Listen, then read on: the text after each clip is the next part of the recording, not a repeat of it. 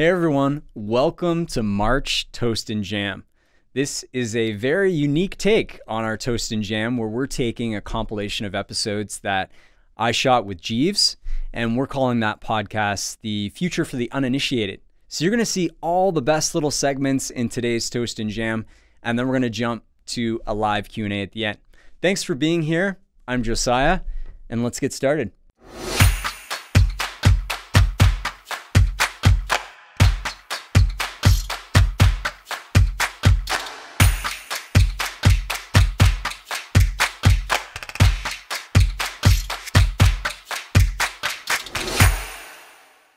The future for the uninitiated. That's where we're at. That's right. And this is going to be an episode. This is heavy. It's going to be detailed. Yes. And if you're like me, this means it's going to be the worst. But there's redemption. This will be good. This is important. This is how we develop our foundation to which everything is built. And so I think especially for this topic, because I'd say, rewind 4 or 5 months ago, this is me spending 40, 50 hours going deep into this space of kind of Web3, and we're going to talk more about what that is, but this is it's a new language. You literally have to learn a new language. So where should we start? I think we have to talk about where we've been a little bit and how people are talking about this kind of movement around, it's really a new paradigm for the internet, is moving from Web 1, Web 2, Web 3. And so the Web 1 environment was all about one-way consuming content. This is like the dawn of the internet. It was like people putting their contact information online. It was like the yellow pages. Yellow pages, yes. Online. Directories. Yes. And then kind of that shift into Web 2 happened.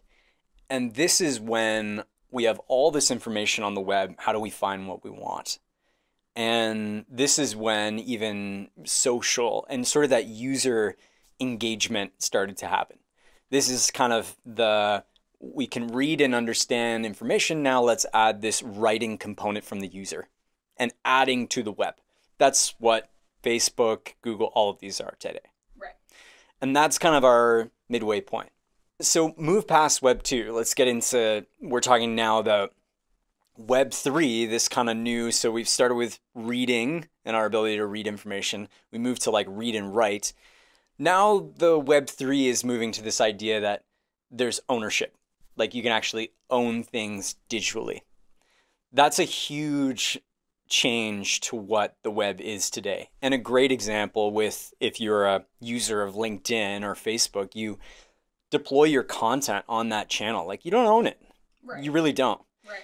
And I think that's a big shift, is this idea of I can own stuff online. Right. If I have my own website, I've developed it and it's online, is like that would be still my own, yeah? Or no? Truthfully, if you built your website with Wix or GoDaddy or whatever, I mean, you still don't you're renting it in a way, right? Yeah. And I would say that the best kind of analogy I can give to you is if you own a home, you know that somehow you turn the tap on, water comes out, you've got utilities for power and sewage and all of that. Right. In Web 3, it's kind of like somebody went and removed all of the old ways, the utilities, the plumbing, everything, and is literally like re-engineering that for the home. So you still see a home, you can own a home, all of that. But in Web 3, it's really a back-end transformation. It's really a transformation of how we store, read, share information online. And that's kind of the biggest shift. And so like entering Web 3, you have to learn this new language to describe how the internet almost works. And so when I talk about ownership, like how does that happen? There's some underlying technologies to make that work. And we'll just get right into it. Okay. Excited? I mean, I'm going to tell you the truth. I expect nothing less from you. Tell me the truth. Oh my goodness, we're going to go there? Who cares how it's powered? I will care. You're going to tell me. I'm going to stay open. Thank you. Thank and you. Open is important. Open is important. You got to learn new things. This is going to be bigger than the internet as we know it now. This is going to change our entire lives. Maybe, Jen, you could take a second to figure out how it works. It's just the introduction to it already is a bit of a slog. But you know what? We're going to lean in. Thank you. Yes. I think so. Let's start with the concept of being decentralized. This I see in a lot of articles. People are talking about, well, it's all decentralized. What does that really mean? Most people are using the bank analogy of the ledger. Basically, like the bank knows whether I have money in my account or not because it's recording all those ins and outs on their own ledger.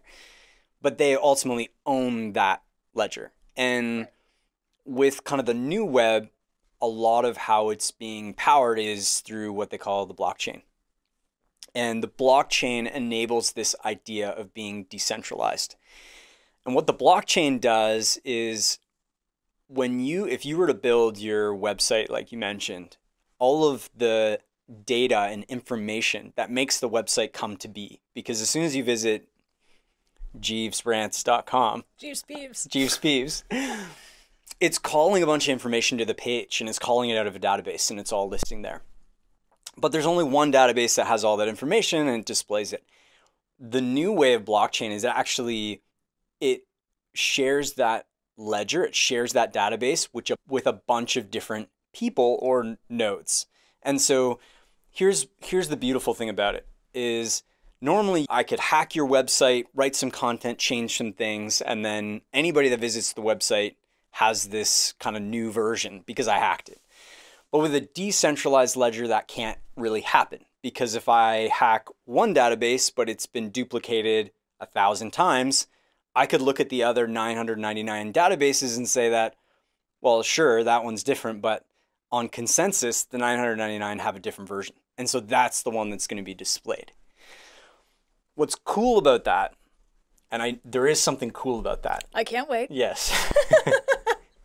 Is that suddenly when you distribute that ledger, it becomes very transparent as to what's in the database, what's not.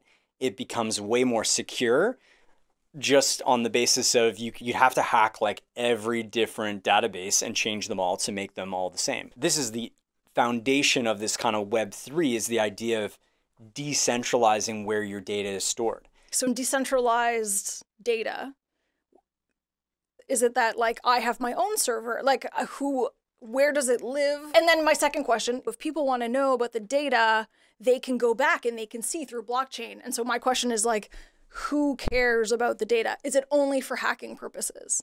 Do you know what I mean? Like part of me is like, yeah, I don't want to go see people's data. Yeah. I'm good. So a couple answers. One is that the more people that participate, the more secure it gets. Okay. Because then you have copies of the exact same thing 10,000 times, 100,000 times.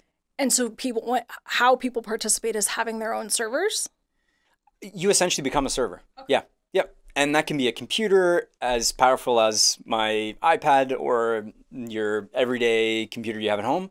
And then there are some people who have really powerful computers that are contributing to essentially the network or the blockchain. Okay. And kind of to talk about your second question, we got to talk about NFTs. That's an important part. Obviously. And I think in order to have this new Web3 where you can actually own something online, the trouble has been how do you verify that you have the original one?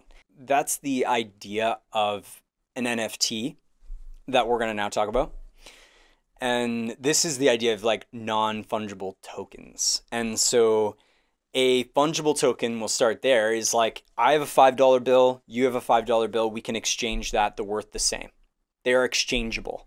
Mm-hmm. What is unique about an NFT is that it's not exchangeable for the same value because it's non-fungible. So it's unique and it's in its own thing, it's completely unique. What does fungible even mean? Funge. The root word of, well... Fungi. I literally think of mushrooms, but go on. Well, fungible literally means that like I can trade it one for one. Non-fungible means it's completely unique and can't be exchanged for the identical thing. Right. But NFTs can lock value in a way that's completely unique to that object or that asset. Now, say more about that. Yes. So now the information is all stored on the blockchain. And the information is who owns it. And all of that is what's tied up in is called a smart contract. So it's literally like this piece of code that is stored on the blockchain and is verifiable by anyone. So the concept that I want to get across is not maybe necessarily how it works, but that you can have unique ownership of online stuff. Okay. And the internet decides how valuable that asset is. That's a good question. So how do you decide value? And I think a lot of people, if they've followed NFTs, they see kind of these like goofy pictures that squiggles and like stuff where you laugh. You're like, how would anyone buy that thing? How would anyone perceive that there's any value in that thing? Right. I understand that there are things that aren't like solid wood tables, that's like abstract things that can have value. That is fine. But like who decides? So is it sort of like a free market? Is it like that has as much value as someone is willing to pay for it? Yes. I would say it comes back to the community around the thing determines the value of that thing. Oh, okay, great. Correct. NFT is the thing, and then how you pay for the NFT is a different topic. That's crypto. Okay. Cryptocurrency. Great. Yes. And so the information about who owns what around NFTs is stored on there's a couple different, but is stored on the Ethereum blockchain. There are different kinds of blockchains that are out there. There are multiple chains. Multiple chains. And is it like the chains are differentiated based on the NFT, like the thing?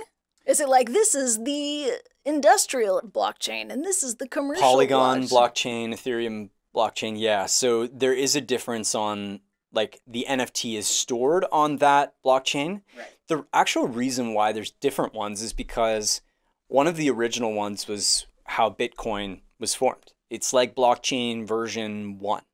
Okay. And the problem with blockchain version 1, a lot of the articles you read was around the energy consumption required. Oh, bless you for thinking I've read articles about this. But so one of my lanes is environment stuff. Yeah. I'm reading these articles because of it's like an energy issue. The reason why that's important is because it maintains the blockchain's integrity, and that's really important, right?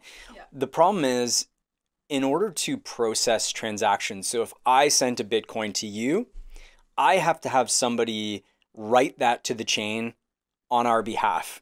And the reason why maintaining Bitcoin is so expensive is because if you're a participant being essentially a server and you want to build the blockchain, you actually have to solve a complex math problem. The computer does. And that requires a ton of energy.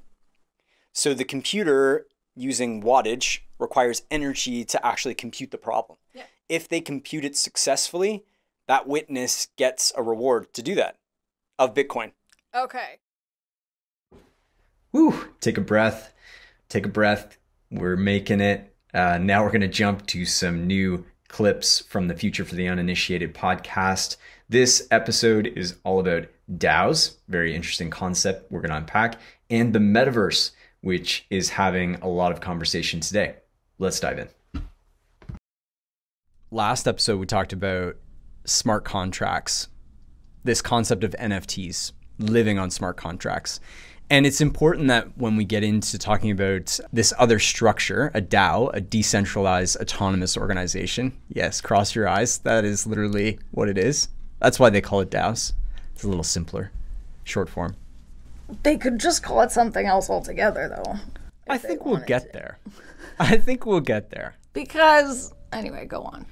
So what's unique about this structure, it's coming out of this world of NFTs and the idea of smart contracts, but combined kind of version of this where it's a different organizational structure. So let's say I have a community of people that are very interested in art and history, and I have a few pieces of art that I want to acquire myself, but I can't afford them. It's kind of like impossible for me to build my collection just as a average Joe, if we're going to say that. You can actually form something with a smart contract called a DAO, and I can issue tokens to my community. My community can actually buy in, and their money goes into a treasury. And now on the blockchain, I can actually organize this company or organization. It really is this concept you may have heard of, like a co-op. So there's companies and banks that say they're a co-op. And what they're kind of saying is you can have ownership in this company. And there's very limited structures and things that you're allowed to do. With decentralized autonomous organizations, the idea is I'm going to form this organization or company. I'm going to issue tokens. People are going to hold now power in my company, and we can start to make decisions as a community. So if I wanted to go buy a NFL team, I could hypothetically create a DAO with that mission in mind. I could issue tokens to a group of people. They can pay money to participate. And then what's, I think, kind of unique is that when it comes to making decisions, so let's say we wanted to buy an NFL team, that actually could go up as a kind of rule in our DAO where we say the next step, we're going to use this amount of funds to buy this particular asset. And it's down to a vote of if you have 1,000 people in your community and 501 say, yes, we're going to do this, that then would automatically happen as a part of the DAO, and you have shared ownership. It's actually a new structure of actually organizing people around missions. And so it could be seen as a new business model. I think a lot of people are super excited about what this can do, because now you can have, I mean, in the NFL team example, formerly, if you want to buy an NFL team, you've got to have tons of funds. You got to be like very wealthy, or you group with like 3 or 4 others that are very wealthy, and then you go and make a bid and buy it. Now this concept of a DAO can actually give access to anybody to participate in kind of this economic function. I want to buy art. There was actually a DAO that said we want to buy a version of the US Constitution. They actually lost in the auction because they raised a certain amount and went over that. I think it was like $40–50 million. It was a crazy amount. But what a cool way to take these new technologies around smart contracts, NFTs, issuing now kind of like power and influence to just ordinary people. So like you could GoFundMe a football team. In a way. But GoFundMe doesn't really give you typically ownership. And for instance, if you bought into a GoFundMe project, if they want to add new features to the product they're developing or something like that, they make the decisions on their own. You're just along for the ride. But in a DAO, they would have to actually put that like, we're going to build this feature, yes or no. Right. And then the owners have to decide whether their feature is going to be implemented or not. So the GoFundMe piece is the fact that it's like user generated and everyone's just getting together and they're just putting their money. What I'm saying is like there's no bureaucracy. There's no like hoops to jump through. I assume like DAOs have lawyers and stuff, or like no. This is a bit, yeah, so the regulated part of this is the biggest unknown. Most people would say this is like step 1 in this process, right? Is forming like a DAO. So buyer beware right now. You definitely need to do your homework on what the DAO stands for. Like there is a DAO that says we want to buy an NFL team. I was using that as an example, but that is a thing. Oh. They actually don't really know how it could potentially happen, but they know a DAO structure could allow them to do it. What would it look like for like 500 people to own an NFL team? Like, don't you have to be an expert, I assume, to own a team? Don't you have to have some kind of credentials? Not like a school. No. But don't you call shots and stuff, or no? Not really. Oh, okay. You gain financial benefit, but I'm not an expert on how. Can you like fire coaches, or is that like a general manager versus an owner? Or would it be like, you guys want to fire this coach? Yay! Like just the gladiator. Yes, like if a company owned the organization, they could act as a company would in the ownership structure that exists today.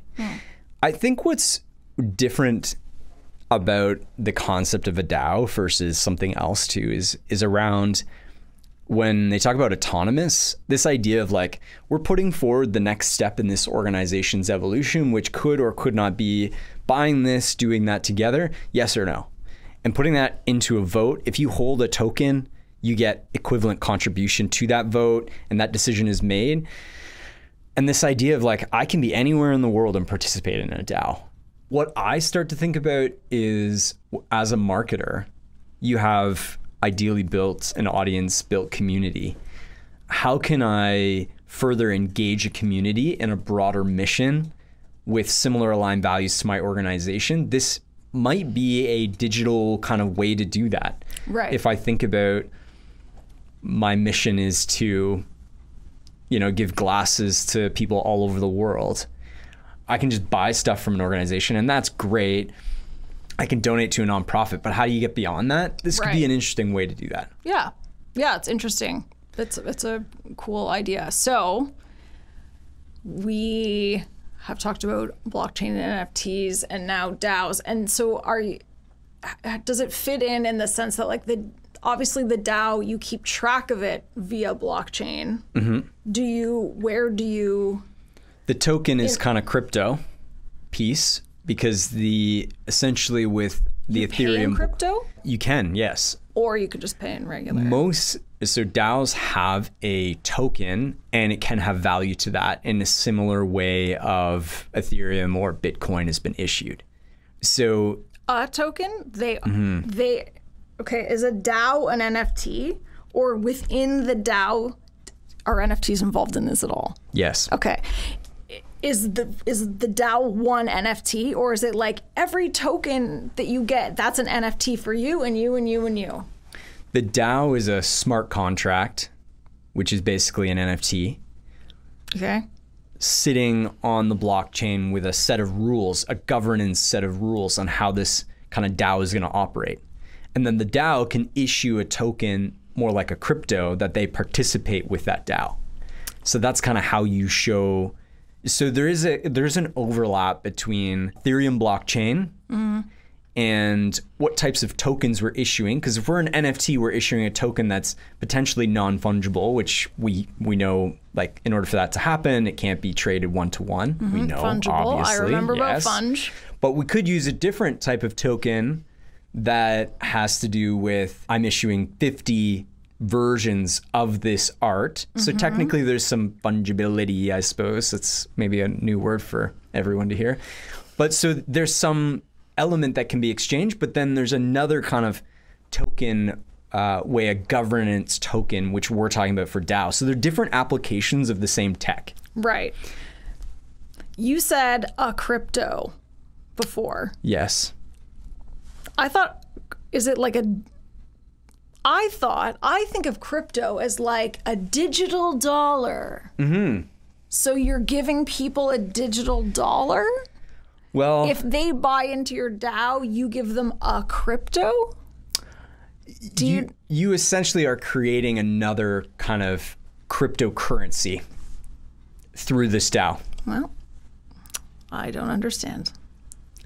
This is okay. This is where I've been 100 times. So because this is the new language. Is this why there's so many cryptos? Because yes. Oh, that is not okay with me. There's like 5,000 plus cryptocurrencies. And with every new DAO, there'll be a new crypto? There can be. Yep. Oh, that is annoying. Because then your crypto's only good in that one area? But what's not annoying is you can exchange these quite easily. Oh, okay. Where? Cryptoexchange.com. I don't know if I should keep answering because it probably adds to the layers that we're talking about. No, it's fine. I'll get there. So I'm going to move us along. Okay, I'm going to move us along, Jeeves. Okay, yeah, I think it's important that we start tying, because what you're trying to do is tie some of these concepts together, right? Yeah. You're asking, but how does that tie to this? What's the influence?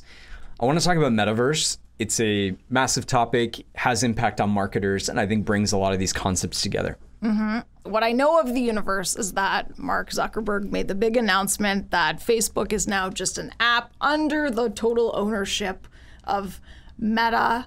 Right. So that owns WhatsApp, Instagram, Facebook, other things. Yeah, and I mean, that's a statement. Facebook's trying to make a statement that we're evolving as a company. We can now start to disconnect, like all those concerns you've had about Facebook, you know, those live with Facebook, and now we can enter this. That's the way I interpret some of it.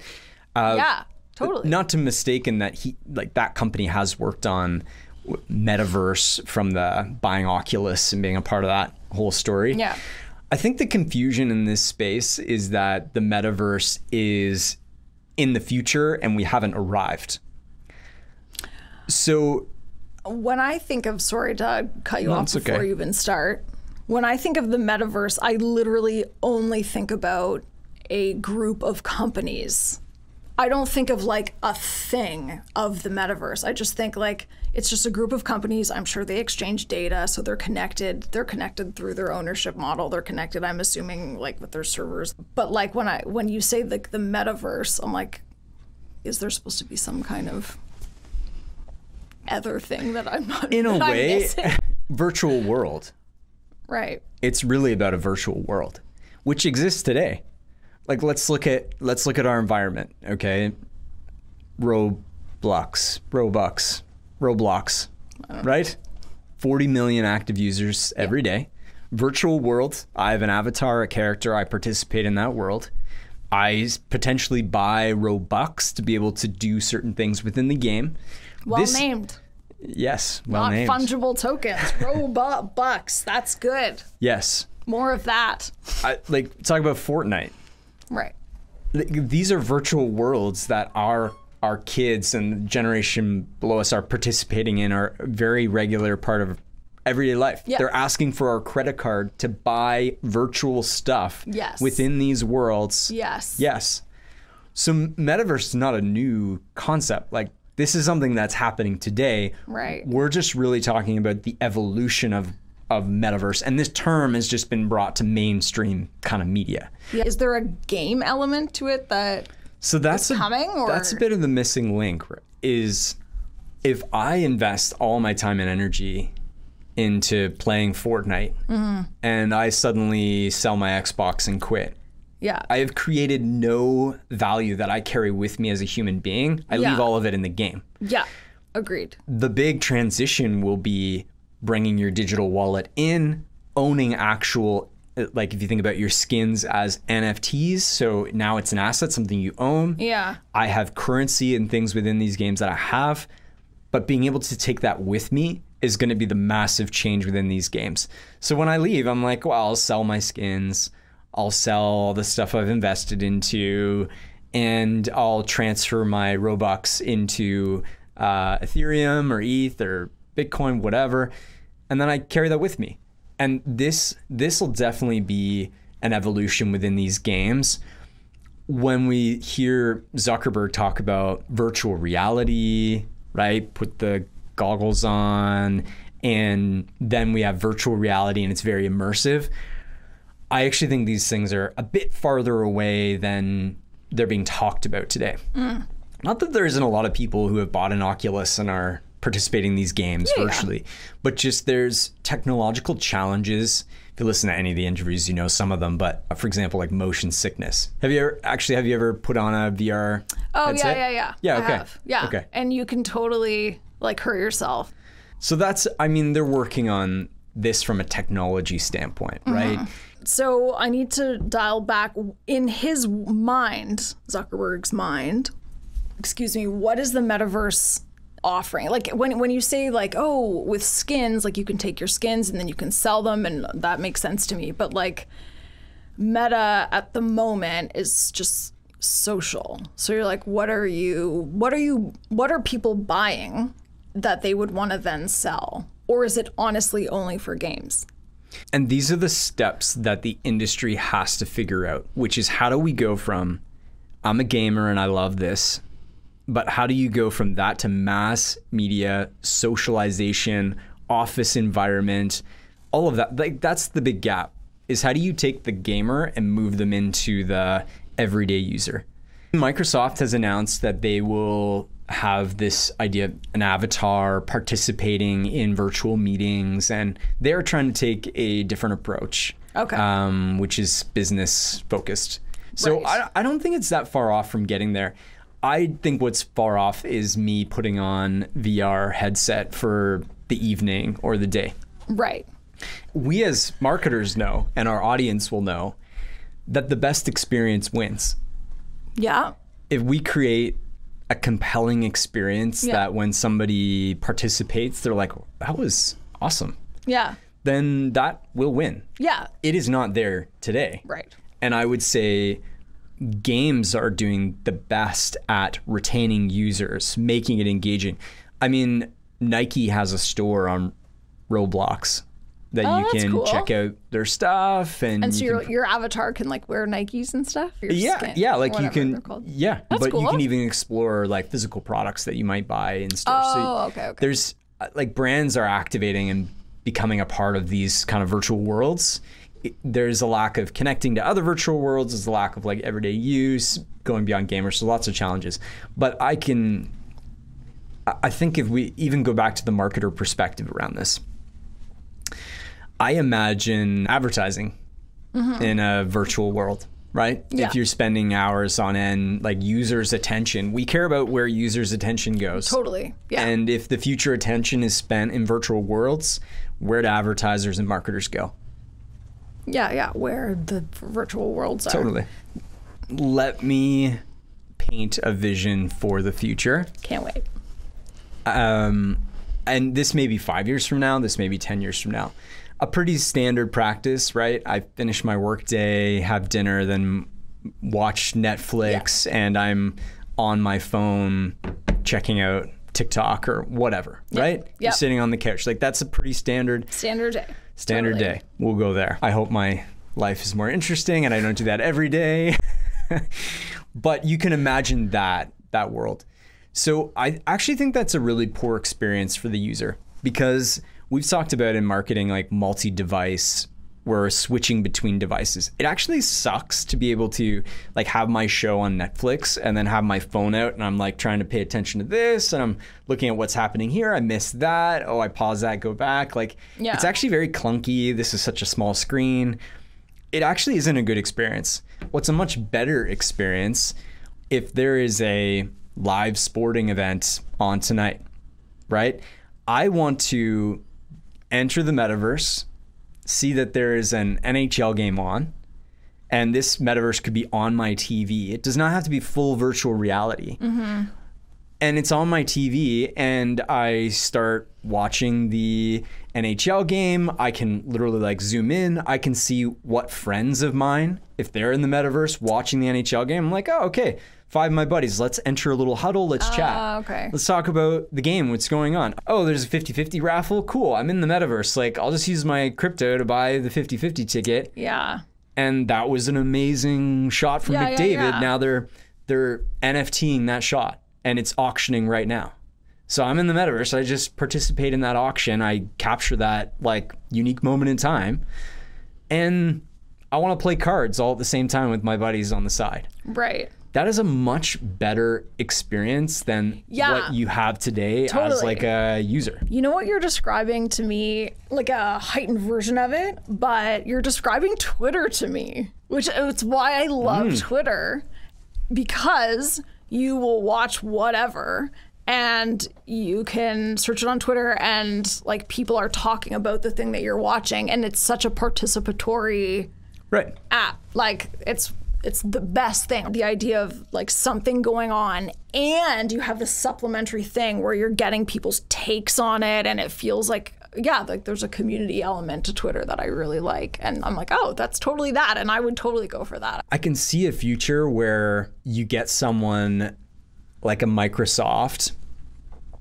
buying a television company like a Samsung, and every remote control is replaced with an Xbox controller. Mm-hmm. And now the user interface of Samsung becomes more metaverse-like. Right. And you are now connecting your virtual wallet.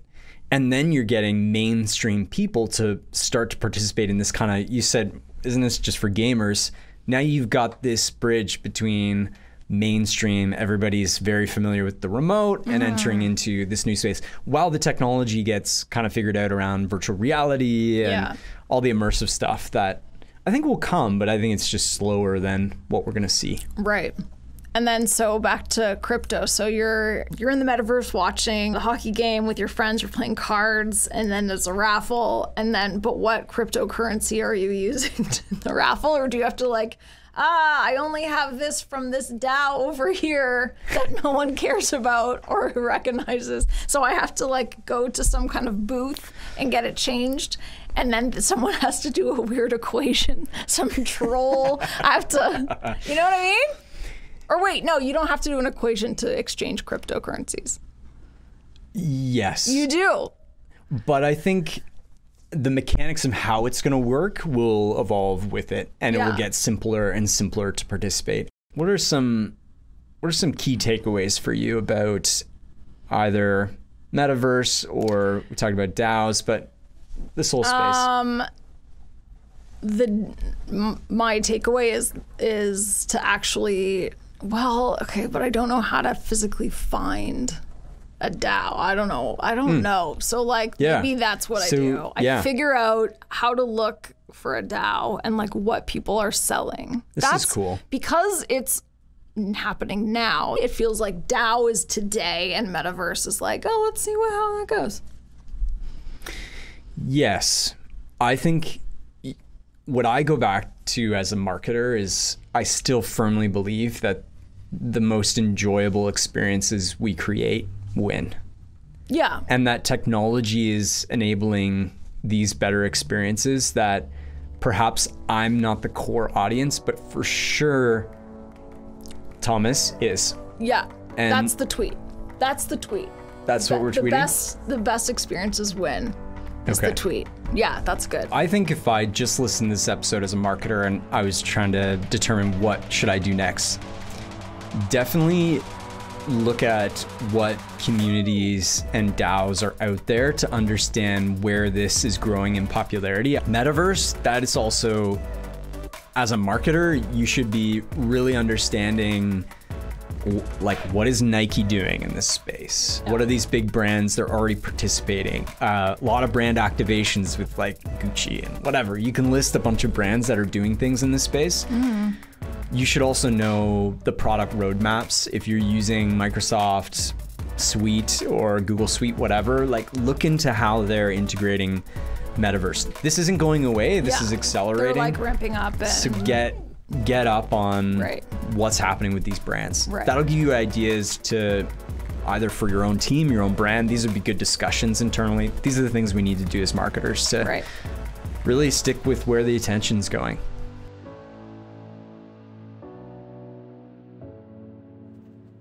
And next up is an interview with Michael Hoffweller, an expert in the Web3 space. And let's start with a little introduction. Tell us about yourself. What's your name? What are you? What brings you to this space? Yeah, tell us. Great. So my name is Michael Hoffweller. I've been in tech for about 10 years, primarily as a product manager. Right now I'm working on a couple of interesting projects in the Web3 space. One is a smart contracts framework for Web3 games and esports platforms. It's called Gladius Games.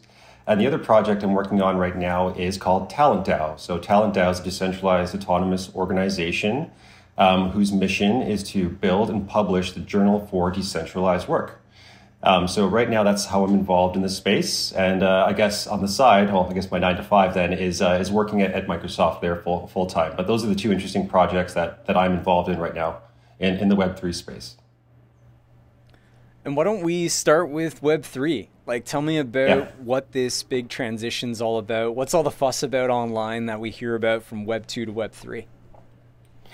Yeah, that's a great question. So there's Web 1, Web 2, and Web 3. And so you can kind of think of it in this interesting way where Web 1, think about the 90s, right? Companies created content, companies earned the money. So think about static web pages, all that sort of stuff. Web 2 is the epic that we've been living in for most of our lives, which is the creator economy, where people create content, but corporations are still making the vast majority or the lion's share of the content that we create. I mean, the people are the product essentially these days.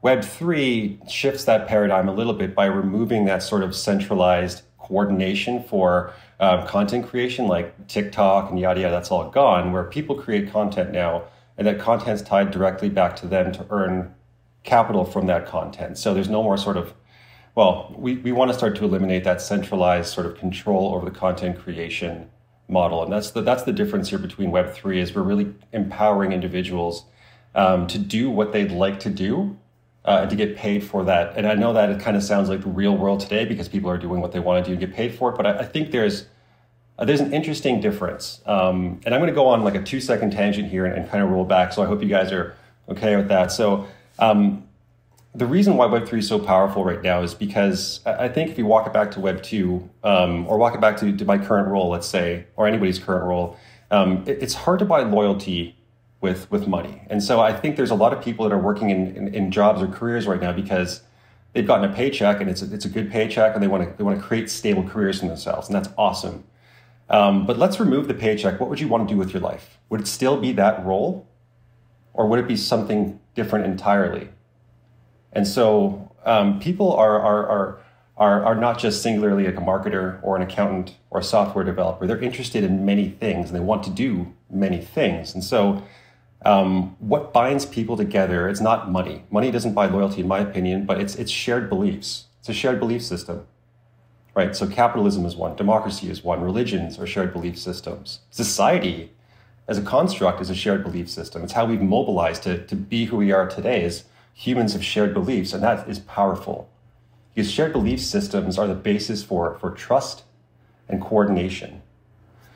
So, for most people working 9-to-5 jobs today, I'm willing to bet that the majority don't believe in the missions of their companies all that much, or if they do, perhaps they're in the right sort of place, but DAOs are all built and centered around a shared belief system. There's a mission, there's a common goal that people can contribute to as much or as little as possible. So the example is my example, is Talent DAO. I believe in spreading the word for the Journal of Decentralized Work. I believe that decentralized work is a great way for people to take back the sovereignty over who they work for, when they work for, and how they get paid. And that shared belief system got me to join their Talent DAO and volunteer my hours for free. And there's a lot of other people coordinating to move that mission forward, and that is super powerful. And so I think that paradigm shift now where you now have decentralized organizations where you have a group of individuals with a truly shared belief and a truly shared bank account, and now they're sort of on a mission to make that vision happen. I think that's the shift there where you don't necessarily feel, let's say, trapped by a contract into a specific company, but I'm more able to contribute to Talent DAO for a few hours, that I'm also able to contribute to City DAO, to Maker DAO, to a number of different autonomous organizations the way I want to contribute for as much time as I want to contribute, and then get compensated in some cases. By compensation, I mean picking up what are called bounties, and it's not like an evil bounty, but you kind of get the idea. It's sort of piecemeal contract work for these DAOs. So like myself, I was raised as a product manager in the corporate world, but I'm also a very good writer. I also really like design work too. So working across DAOs gives me the opportunity to use all of my skills in the way that I want to as a human being, as a self-sovereign worker, rather than just being told what to do and then having to do it. I know that it was a really long-winded explanation, but I think that paradigm shift to empowering individuals to choose the kind of work that they want to do and then actually have a say in the companies or organizations they work for is vastly different. I could not vote on a product to get built at Microsoft. I could not create a proposal. Well, I could create proposals to change things, but there's no system to facilitate fair voting.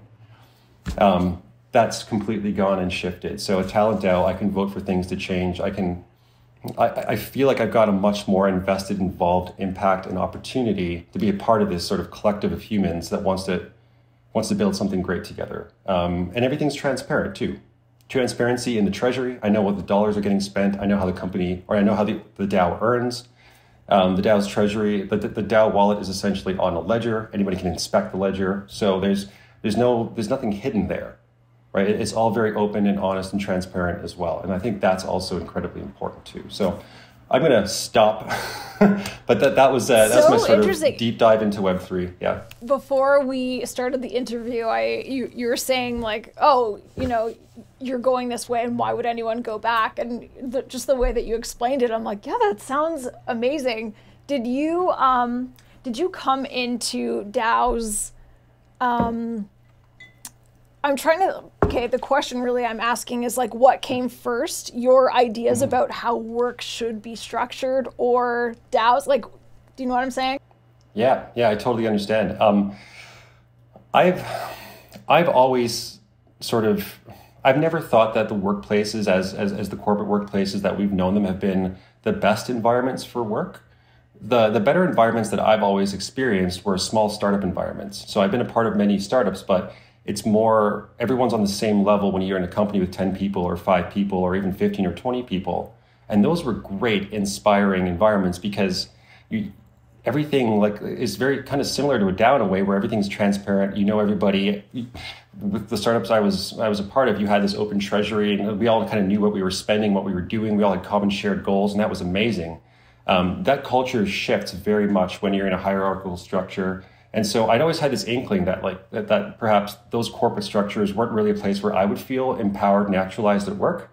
But I wasn't able to sort of conceptualize a DAO until I heard of one. I was like, oh, yeah, no, this makes a lot more sense. This makes me, a working structure like that would make me feel a lot more, I'm going to use the word again, self-actualized, because I would be able to join a group and contribute to mission or missions that I truly believed in, where I've got a vote, I've got a say, and I can see what everybody else is doing, and we're all moving towards the same sort of common direction. So DAOs definitely turned me on to the idea of a DAO. I think I just had the inkling that work needed to change beforehand. Right. Yeah. No, I can see how everything would be super energizing when you sort of get to choose how you contribute and how much and in which areas. And yeah, that's a really interesting idea. So you said that DAOs are transparent and you can see the treasury. Like, where do you find that information? Like, if I was to join a DAO, what does it look like? Like, how do I participate? That is a great question. So DAOs we're very much in the infancy of what DAOs are and sort of how they're organized. So there's the vision for what DAOs can be, and then there's sort of what we have today, which is the start of that. So right now, for the majority of cases of DAOs, they're communities of internet people, right? So where you generally find them are on community platforms, and primarily Discord. Discord has been the #1 platform to host the DAO community. And so if you were going to go ahead and want to find a DAO or find a DAO to join, well, you can do a number of things. There are some that appear in a Discord search, but by and large, how I've come across finding DAOs is sort of how I've come across meeting you, Josiah, which is networking over LinkedIn and just really being curious about the space and seeing people or talking to people who are active or are part of a DAO. And then just kind of asking them about what their DAO is or what they want to accomplish, what their mission is, how they get involved in the first place. And so I've slowly been trying to at least get exposed to as many DAOs as possible. And for the vast majority of decentralized organizations, you can just hop into their Discord channels and hang out and just see what the DAO is all about. You can talk to some core members. There's an intros channel for most to all of them, so you can just drop in a small description about who you are and how you want to contribute. Some DAO channels in Discord also have the ability for you to hop in and pick a role. So you essentially pick one of several or 8 emojis. Do you want to be an engineer? Do you want to contribute in marketing? Do you want to contribute in writing? Do you want to contribute in X, Y, Z? You name it. And so you'll pick that role, new channels will open up, and then the DAO will organize you into those channels and some volunteer groups if that's how you'd like to get involved. So getting involved in a DAO or finding a DAO is just a matter of searching. I think there are maybe 1 or 2, let's say, active lists of DAOs that currently exist that I can forward to you afterwards. They do slip my mind right now, so I'm just not sure the website name, but there are lists out there where you can find a list of DAOs to join. Now, the compensation part of being a DAO, like how do I get paid for my contributions? That's the big question as well. Because